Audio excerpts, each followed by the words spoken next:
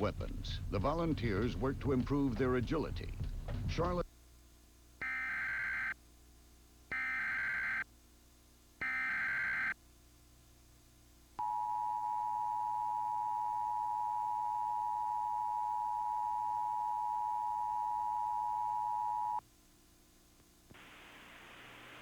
The National Weather Service in Miami has extended the flash flood warning for eastern Broward County in southeast Florida until midnight. At 8:55 p.m., National Weather Service Doppler radar showed a large swath of moderate to heavy rain and thunderstorms over into the west of Broward County. These thunderstorms will continue moving east into metropolitan Broward County through midnight. Radar estimates and rain gauges indicate 8 to 12 inches of rain has fallen across the warned area, and additional rainfall will cause the flood threat to continue through the evening.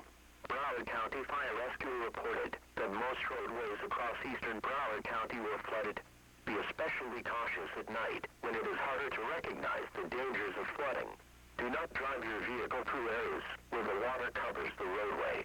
The water may obscure deep canals or ponds. Please avoid venturing out on the road tonight unless it is an emergency.